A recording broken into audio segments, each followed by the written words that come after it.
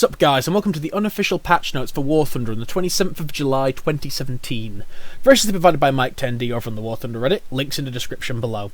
Just with a grain of salt here, these changes may not be 100% correct, so take it with a grain of salt.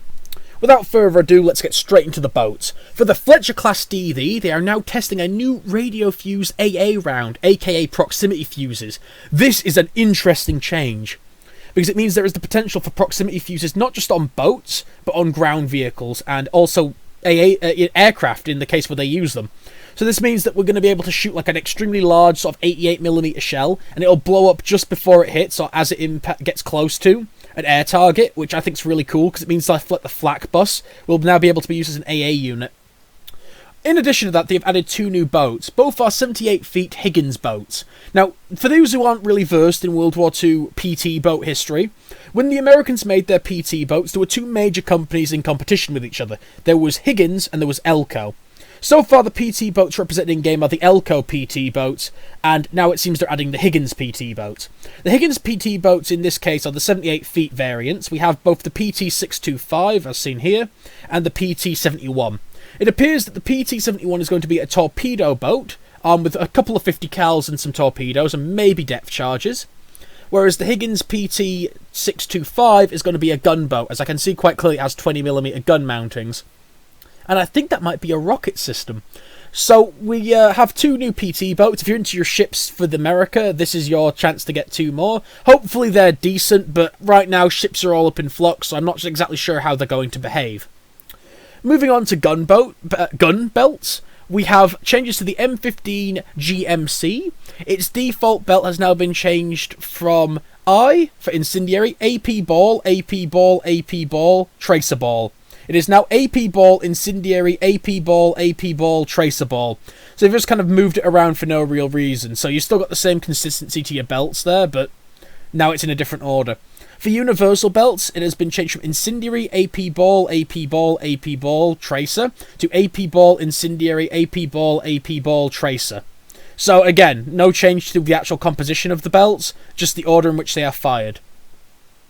Next, we're moving on to the 12.7mm M85 gun, which has its belt changed from API to AP ball, API tracer ball, to API, AP ball, API T-ball. So they've just switched the position of where the incendiary is. It's not the first shot, it's now the second. Another change has also occurred to the 12.5mm KPVT. For those who are unaware, this is like the large sort of machine gun mounted on top of the some of the SUs in the later part of the tree. I think it's the Object 268 and the ISU 12254. And the change has been to its default belt. It is now API, APIT, APCR-I, HE-I. It is now the APCR belt first, the API, the APIT, and the HEI. So again, they haven't changed the composition of the belt, just the order in which the bullets are fired. Next, we have torpedo changes. In my last video, I stated that they changed all the torpedoes to put them in line with each other. This is more of the same. Now they have, most of it is just they've changed the torpedo depth from 0.5 to 1.0, and its detonation radius from 0.01 to 1.0. This has occurred to the 450mm LT-1A/1 torpedo, the 533mm Seal DM-2A1 torpedo, the 610mm Type 93 Long Lance torpedo, the 450mm Type 44 torpedo, the 533mm 53-38 torpedo, the Mark 15 torpedo, and the Mark 8-C CD torpedo. They've also added a new model for the 18-inch Mark 15 torpedo, 1,801 pounds.